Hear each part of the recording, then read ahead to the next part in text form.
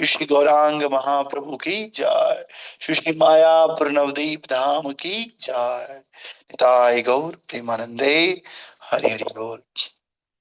तो आप सभी भक्तों का स्वागत है गौर पूर्णिमा के शुभ अवसर पर श्रीमद् भागवतम की कक्षा में। और श्रीमद् भागवतम का पहला स्कंद हम लोग पढ़ रहे हैं और इसी का लास्ट वाला अध्याय 19वां अध्याय, इसका नाम है श्री सुखदेव गोस्वामी का प्राकट्य। ये वाला अध्याय हम लोग पढ़ रहे हैं और इसका श्लोक संख्या आई थिंक 12, श्लोक संख्या 12 है। तो इसको पढ़ करके हम लोग चैतन्य महाप्रभु के बारे में फिर थोड़ा सा सुनेंगे। तो आइए, इस प्रकार से है।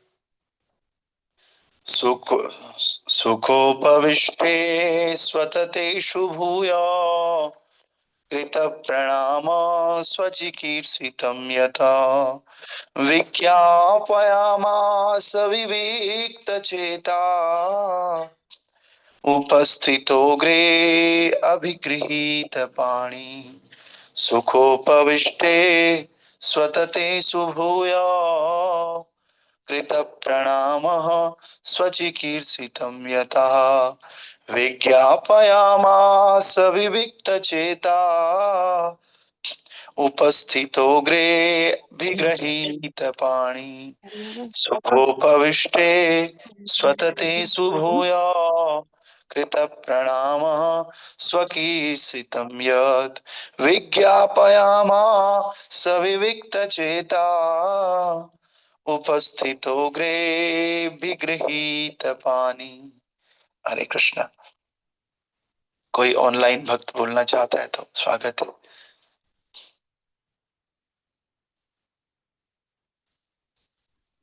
हरे कृष्णा प्रभु जी। यस प्रभु। सुखोपविष्टस्वस्थतेषु भूया कृतः प्रणामः स्वकीर्तिस्थितं यत् विज्ञापयामास विविक्तचेता उपस्थितो गृहीत पाणिः। हरे कृष्ण। थैंक यू प्रभु जी। कोई और ऑनलाइन भक्त? ऑफलाइन तो कोई है नहीं, सब सेवाओं में है। कोई फ्लावर लेने गया है, कोई डिटीज को डेकोरेट कर रहा है। कोई ऑनलाइन भक्त? और अनुराग प्रभु? ठीक है, ओके। तो हमने देखा, कल आपको ध्यान होगा कि जो परीक्षित महाराज है, यस, हाँ यश प्रभु,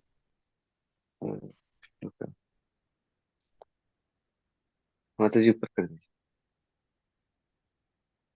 माता जी थोड़ा ऊपर कर दीजिए। सुखोपविष्टो स्वततेषु भूया कृतपान् स्वचिकीर्षितं विचेता दर्शनो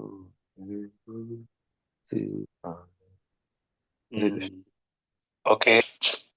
निश्चय ही फिर सूता गोस्वामी इन सबके नाम बताते हैं। क्या क्या नाम थे इनके? अत्रि ऋषि, च्यवन ऋषि, सारद्वान, अरिष्टनेमि, भृगु, वशिष्ठ, पराशर, विश्वामित्र, अंगिरा, इवन परशुराम, उतथ्य, इंद्रपत्त, भारद्वाज, गौतम, मेधातिथि, देवल, कुंभयोनि, कवश, द्वैपायन और इवन महापुरुष महामुनि नारद, देवर्षि नारद भी वहां पर आ गए परीक्षित महाराज के साथ। तो इतने सारे ऋषि वहां पर आ गए। और फिर हमने ये भी देखा था कि इन ऋषियों के अलावा वहां बड़े बड़े राजा भी पहुंचे हुए थे। और जब वे सम्राट से मिलने के लिए एकत्र हुए तो महाराज परीक्षित ने क्या किया? सबका शीश झुका करके प्रणाम करते हुए सबका स्वागत किया। तो हमने देखा कई बार प्रणाम करने का तरीका, स्वागत करने के तरीके अलग अलग होते हैं। कई बार स्वागत हम बोल के करते हैं कि आइए बैठिए, आपका स्वागत है। कई बार हम बोल नहीं सकते, हम जप कर रहे हैं या किसी पूजा पाठ में बैठे हुए, तो उस समय किसी को अगर हम शीश झुका करके प्रणाम करते हैं तो प्रणाम करना भी स्वागत होता है।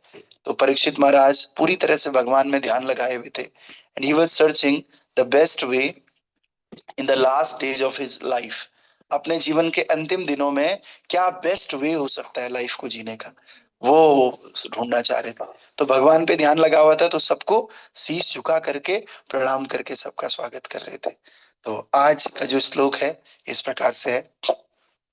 जब समस्त ऋषियों तथा अन्य मनुष्यों ने सुख पूर्वक आसन ग्रहण कर लिया तो उनके समक्ष हाथ जोड़कर खड़े हुए राजा ने आमरण व्रत करने का अपना संकल्प बताया।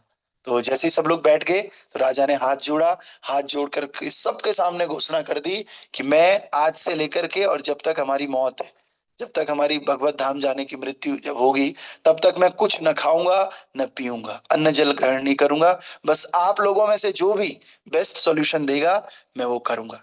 हम लोगों को पता चल जाए तो हम लोग सोचेंगे अरे खा पी ले यार, कैंसर हो गया है, अब इसके पास 2-3 साल, ये खूब खाओ खूब पियो, जब तक तुम्हारे पास समय है खूब खेलो। लेकिन परीक्षित महाराज ने कहा I can not waste even a second, because मेरे पास 7 ही दिन है और 7 दिन में मैं केवल वो रास्ता अपनाना चाहता हूं जहां से मैं इस भौतिक देह को छोड़ करके और आध्यात्मिक देह प्राप्त कर सकूं और भगवान के धाम जा सकूं। तो प्रभुपाद जी इसको ऐसे समझा रहे हैं। तात्पर्य भाई अर्चनीय वंदनीय प्रातः स्मरणीय जगत गुरु श्री प्रभुपाद जी द्वारा, श्री प्रभुपाद की जय।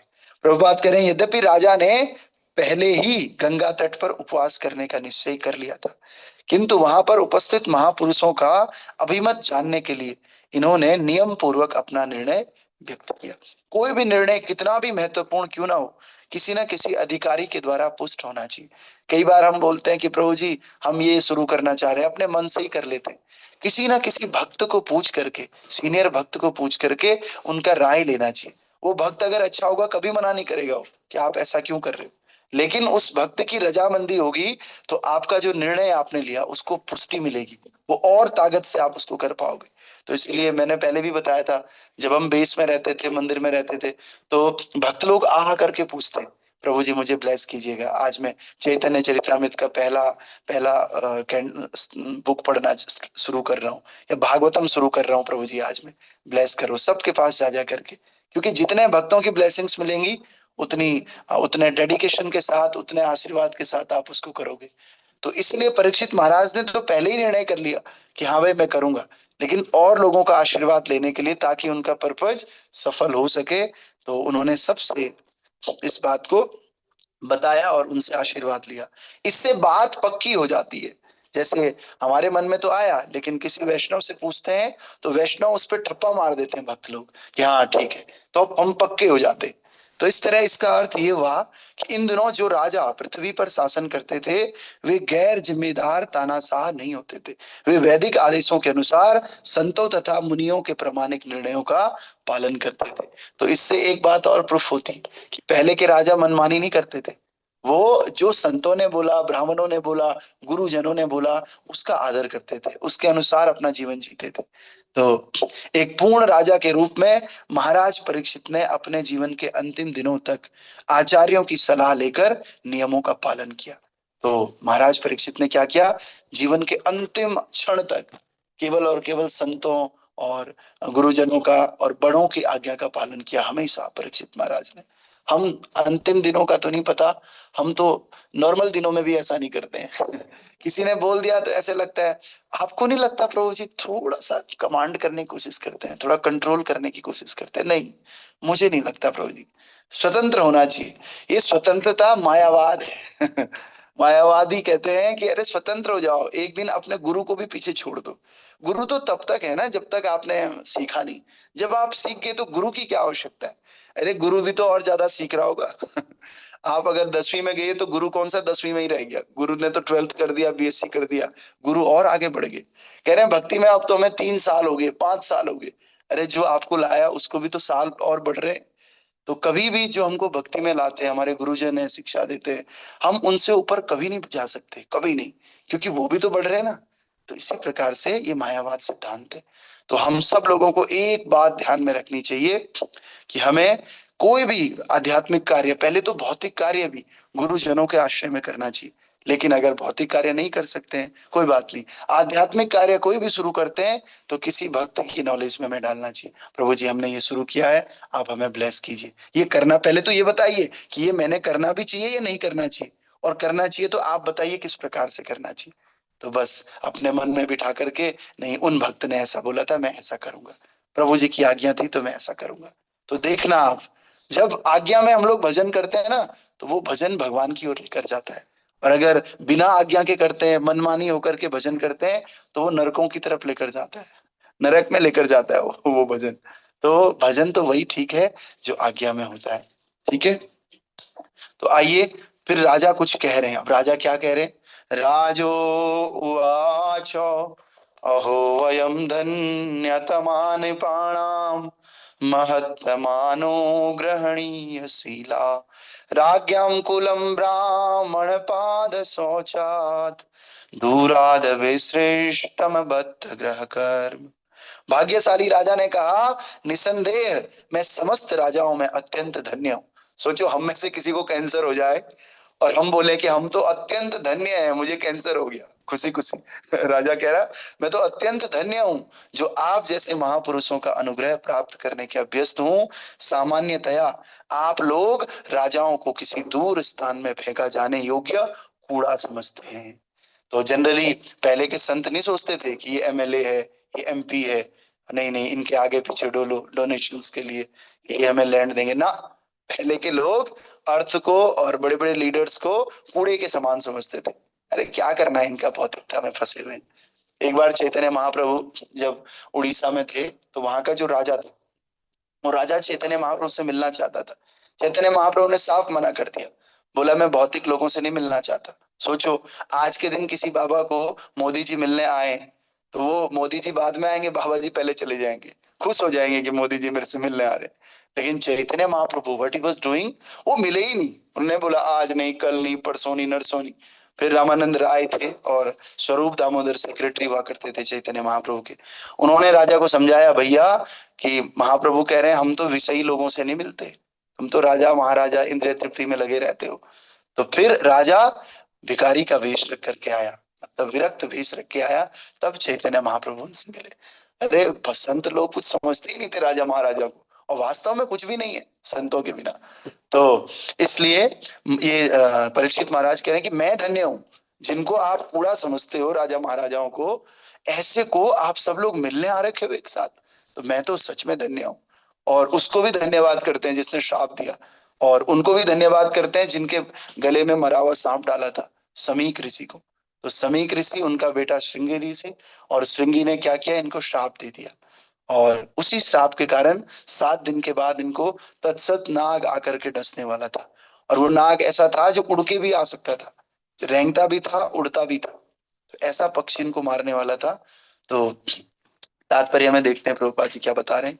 तात्पर्य बाह्य अर्चनीय वंदनीय प्रातः स्मरणीय जगत कुशल प्रभुपाद जी द्वारा श्रील प्रभुपाद की जाए। तो हमारे प्रभुपाद जी बता रहे हैं धार्मिक नियमों के अनुसार मल मूत्र धोवन इत्यादि को बहुत दूर लेकर डालना चाहिए। जो भी कूड़ा होता है ना, उसको दूर, सीवेज ट्रीटमेंट कहीं दूर होता है। भले ही घर से लगे बाथरूम, मूत्रालय इत्यादि अनेक सुविधाएं हों, लेकिन उन्हें रिहायशी मकानों से दूर बनाए जाने का आदेश है। ये उदाहरण यहाँ पर उन राजाओं पर लागू किया गया जो भगवत धाम के मार्ग पर अग्रसर हो रहे। भगवान चैतन्य महाप्रभु ने कहा कि जो मनुष्य भगवान के धाम जाना चाहते हैं ना, उनके लिए करोड़पतियों के या राजाओं के घनिष्ठ संपर्क में रहना आत्महत्या से भी निकृष्ट है। जो भगवत धाम जाना चाहते हैं, चैतन्य महाप्रभु कहते हैं, उन्हें करोड़पतियों के बीच में नहीं रहना चाहिए, उन्हें तो इस माया से विरक्त रहना चाहिए। और दूसरे शब्दों में आध्यात्मवादी लोग सामान्यतः ऐसे मनुष्यों की संगति नहीं करते। ये आत्महत्या करने के बराबर है, हमें बुरे संग में जाना। जो भगवान की सृष्टि की बाह्य सुंदरता द्वारा अत्यधिक आकृष्ट रहते हैं, आध्यात्मिक अनुभूति में उच्च ज्ञान होने से व्यक्ति आध्यात्मवादी बनता है, और वो ये जानता है कि ये सुंदर भौतिक जगत वास्तविकता अर्थात भगवत धाम का छाया रूप प्रतिबिंब मात्र है। हरि बोल, ये उठाइए। तो अतः वे राजसी ऐश्वर्य या इसी प्रकार की अन्य वस्तु से अधिक मोहित नहीं होते। किंतु महाराज परीक्षित की बात ही कुछ और थी। ऊपरी तौर पर देखने में राजा को एक अनुभवहीन ब्राह्मण बालक जिसका नाम श्रृंगी है, उसके द्वारा मृत्यु का श्राप मिला था, किंतु वास्तव में उन्हें भगवान ने अपने पास बुलाया था। देखने में ऐसा लग रहा था एक बालक है, श्रृंगी उसका नाम है, उसने श्राप दे दिया, लेकिन वास्तव में दिस वाज डिवाइन अरेंजमेंट। ये भगवान का अरेंजमेंट था कि किस प्रकार से परीक्षित महाराज को अपने पास बुलाया जाए। जैसे हमारे इस्कॉन में अभी परम पूज्य गोपाल कृष्ण गोस्वामी महाराज के, उससे पहले हिज होलीनेस भक्ति चारू स्वामी महाराज के कोविड में, तो ऐसे लगता है उनको कोरोना हो गया, एक कारण हो गया, क्योंकि बिना कारण के भगवान जाने नहीं दे सकते ना, संसार है, संसार का नियम है। तो कारण के रूप में भगवान कुछ ना कुछ देते हैं, पर वास्तव में भगवान उनको अपने पास बुलाते हैं। ऐसे ही इस परीक्षित महाराज जो बहुत बड़े भक्त हैं भगवान के, तो इनको भी अपने पास बुलाने के लिए भगवान ऐसी योजना बनाते हैं कि हाँ भाई, तुम्हें बहुत भूख प्यास लगेगी, भूख प्यास में तुम्हारा दिमाग खराब हो जाएगा, तुम ऋषि के आश्रम में जाओगे, ऋषि ध्यान कर रहे होंगे, तुम्हें बुरा लगेगा कि यार मेरे को पानी भी नहीं पूछा, मेरे को बैठने के लिए भी नहीं कहा, इससे तुम्हें और क्रोध आएगा। तो तुम क्रोध में बदला लेने की भावना से मरा हुआ सांप उनके गले में डालोगे, उनके बेटे को पता चलेगा और वो बेटा आपको श्राप दे देगा, श्राप देगा। तो श्राप के कारण तुम्हें जो है भागवतम करवानी पड़ेगी। भागवतम के लिए सुखदेव गोस्वामी आएंगे और इस भागवतम से तुम्हारा उद्धार होगा और तुम्हारे साथ साथ जितने ऋषि मुनि वहां पर हैं सबका उद्धार होगा। और कलयुग में आगे ये भागवतम सुनाई जाएगी और इससे आप सबका उद्धार होगा। तो कितना डिवाइन अरेंजमेंट है। तो दूसरा अरेंजमेंट कैसा है, मैंने आपको पहले बताया था कि भागवतम सबसे पहले गोवर्धन की तलहटी में हुआ था। उद्धव जी ने कराया था किसको, गोपियों को। तो उस समय परीक्षित महाराज राजा थे, तो परीक्षित महाराज को कहा कि भैया आप भागवतम अटेंड नहीं कर सकते। क्यों? क्योंकि आपने क्या करना है, व्यवस्था देखनी। जो व्यक्ति कई बार व्यवस्था में रहता है ना, जैसे अभी हमारे साथ 2-3 भक्त लोग हैं, वो फ्लावर्स के लिए कुछ सामान लेके जा रखे हैं अभिषेकम के लिए, तो वो भागवत नहीं सुन रहे हैं। तो ऐसे ही परीक्षित महाराज भी क्या थे, एडमिनिस्ट्रेटिव डिपार्टमेंट उन्होंने संभाला था कि जो भी शत्रु आएंगे या नेगेटिव लोग आएंगे उनसे मैं रक्षा करूंगा इस भागवतम की और भक्तों की। तो इसलिए वो उस अरेंजमेंट में लगे थे। लेकिन परीक्षित महाराज ने कहा फिर मैं कथा कैसे सुनूंगा। तो फिर उन्होंने कहा उस समय उद्धव जी ने, तुम चिंता मत करो, आगे जाकर के जो हमारा ये शुक्रताल है, शुक्रताल में स्वयं सुखदेव गोस्वामी जो कि व्यास देव के पुत्र हैं, वो आपको कथा सुनाएंगे। इसलिए आप निश्चिंत होकर के अभी एडमिनिस्ट्रेशन संभालो। तो उसी को पूरा तो करना था, पूरा करने के लिए भगवान व्यवस्था बनाते। तो ऐसी व्यवस्था भगवान ने बनाई कि परीक्षित महाराज के लिए ये कथा की गई और इन परीक्षित महाराज से जो है और लोगों को भी मौका मिला और आज हमको भी मौका मिल रहा है। तो इस प्रकार से महाराज परीक्षित के आमरण व्रत का समाचार पाकर जितने भी स्पिरिचुअलिस्ट थे, महर्षि थे, योगी थे, सारे वहां पर एकत्रित हो गए। वे उनका दर्शन पाने के लिए उत्सुक थे क्योंकि भगवत धाम वापस जा रहे थे। महाराज परीक्षित भी इस बात को समझते थे कि वहां पर जितने भी ऋषि एकत्र हुए हैं वे उनके पूर्वज पांडवों की भगवत भक्ति के कारण उन पर अत्यंत कृपालु थे। तो इसमें देखो हमारे पूर्वजों का भी बड़ा कृपा होता है। हमारे पूर्वजों में से अगर कोई ऐसा है ना जो भगवत भक्ति है, तो उनकी कृपा से भी कई बार हमें भक्ति मिलती है। तो पांडव लोग भगवान के भक्त थे, तो इनकी कृपा के कारण परीक्षित महाराज भी भक्त थे। इसलिए हम अगर भक्त बनते हैं, अपने बच्चों को कल्चर सिखाते हैं, तो हमारे बच्चे भी भक्त बनते हैं, हमारा पूरा परिवार भक्त बनता है। इसलिए हमें बहुत अच्छा आचरण करना चाहिए। यद यद आचरति श्रेष्ठ तत्तत एवेतरः जना। श्रेष्ठ लोग जैसा जैसा आचरण करेंगे बाकी भी वैसा ही करेंगे। और एक परिवार में बच्चे के लिए सबसे श्रेष्ठ व्यक्ति होता है उनके पिताजी, उनके माताजी, उनके दादा, उनके दादी, उनके बड़े भैया। जब ये सारे लोग भक्ति का आचरण कर रहे होंगे तो बच्चा भी भक्ति सीखेगा। लेकिन ये लोग भक्ति का आचरण नहीं कर रहे होंगे तो व्यक्ति भी नहीं सीखेगा। टीचर और आध्यात्मिक गुरु ये तो बात की बात है, सबसे पहले गुरु तो माता पिता और परिवार ही जन है। तो इसलिए हम सबको अपने परिवार में भक्ति का माहौल क्रिएट करना चाहिए। और परीक्षित महाराज अपने जीवन की अंतिम अवस्था में समस्त मुनियों को वहां उपस्थित पाकर बहुत ही कृतज्ञता का अनुभव कर रहे थे, बहुत ग्रेटफुल हो रहे थे कि आप सब लोग हमारे घर आए, बहुत अच्छा लगा। और उन्होंने ऐसा अनुभव किया कि वो सब उनके पूर्वजों तथा पितामह के प्रताप के कारण हुआ। तो अतएव उन्हें गर्व हुआ कि ऐसे महान भक्तों के वंशज हैं।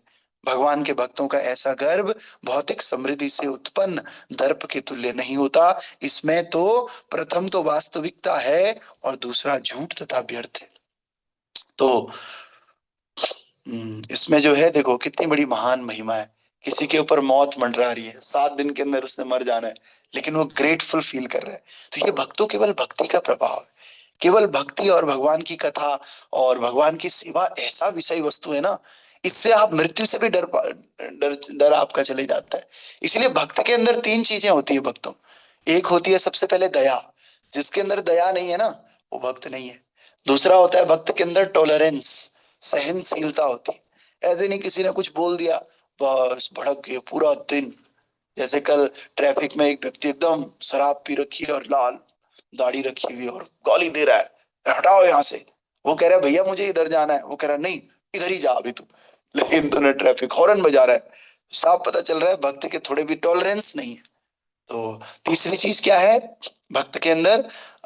निर्भरता, भगवान पे पूरी निर्भरता, अभयता। जब हमारे भगवान पे निर्भरता होगी ना तो आप डरोगे क्या? तो डर नहीं होता है भक्त के अंदर। एक तो दया होती है, दूसरा सहनशीलता होती है, और तीसरा डर नहीं होता है। डर क्यों होगा? उसको पता है कि भगवान मेरे साथ हैं, क्या होगा क्या होगा, ज्यादा ज्यादा मारोगे ना, क्या करोगे? और एक डर किसी और को भी नहीं होता है। दो तरह के डर है। एक है जो इग्नोरेंस में होता है ना, दिन भर सोया रहता है और एकदम इस तरह का है, नेगेटिविटी वाला, उसको भी कई बार डर नहीं हो, क्या करोगे, मान लोगे, वो वाला डर नहीं वो तो वो थोड़ा सा रेस्केल है, इसलिए डर नहीं लग रहा है उसको। एक डर होता है जिसका भगवान पे डिपेंडेंसी है कि ठाकुर जी सब करेंगे, क्या होगा, जैसा भगवान चलाएंगे मैं तो वैसा रहूंगा। तो इस तरह का डर भक्तों को नहीं होता है। भक्त कैसे होते हैं? अभय होते हैं, क्योंकि वो अभय चरणा रविंद्र श्रील प्रभुपाद के अंडर में होते हैं, इसलिए। तो आइए, हम सबको एक बात आज यहाँ से सीखनी है कि हमको भक्ति करनी है बस। धीरे धीरे अपने अंदर दया बढ़ानी है, टॉलरेंस सहन शक्ति बढ़ानी है, और धीरे धीरे तीसरी चीज, डर हमारे अंदर नहीं होना चाहिए। और ये तीनों चीज कहाँ से मिलती है? परीक्षित महाराज से मिलती है, परीक्षित महाराज से सीखने को मिलती है। सबसे पहले दया है, तभी तो बताओ उनको कुछ नहीं बोला, श्राप दिया लड़के ने। अभी का कोई होता तो ये उसको मार देता, मुझे श्राप देगा तू आ जाओ, तेरा श्राप तो बाद में काम करेगा, पहले मैं तुझे दंड देता हूँ, क्योंकि राजा है। तो दूसरा, आपने शुरू में देखा होगा कि जब कलयुग आया, इनके सामने हाथ जोड़ने लग गया, तो परीक्षित महाराज ने उस कलयुग को माफ कर दिया और हंसते हुए उनसे बात की। बहुत दया का भाव परीक्षित महाराज ने दिखाया। तो दया है परीक्षित महाराज के अंदर। सहनशीलता है कि नहीं? सहनशीलता कैसे पता चलती है? 7 दिन वो खाएंगे नहीं, पिएंगे नहीं, भूखे रहेंगे, प्यासे रहेंगे, ये सहनशीलता ही तो है। आइए प्रभु जी, हरे कृष्ण। तो ये सहनशीलता ही है वास्तव में। तो तीसरी चीज क्या है? डर। क्या इनके अंदर डर है क्या? डर में आदमी ग्रेटफुल थोड़ी होता है, ये थोड़ी बोलता है कि मैं तो धन्य धन्य हो गया बोलता है क्या ऐसे? नहीं बोलता है। तो डर नहीं है इनके अंदर, तीनों चीजें। तो ये वास्तव में भगवान के शुद्ध भक्त है। थोड़ा थोड़ा हम लोगों के अंदर भी है ये, लेकिन तीनों चीजें की जो परसेंटेज है ना, वो भी काफी कम है हमारे अंदर। बस इन तीनों चीजों की परसेंटेज हमें 100% लेकर आना है इसको, तब हम शुद्ध भक्त कहलाएंगे। ठीक है, तो ग्रंथराज श्रीमद् भागवत महापुराण की जय। दीपक शर्मा प्रभु की जय। दीपक शर्मा प्रभु अपना माइक ऑफ कीजिए। तो आज गौर पूर्णिमा है, तो आप सब भक्तों का बहुत बहुत स्वागत, धन्यवाद। और अभी थोड़ा सा भगवान चैतन्य महाप्रभु, जो कि सर्व अवतारी कृष्ण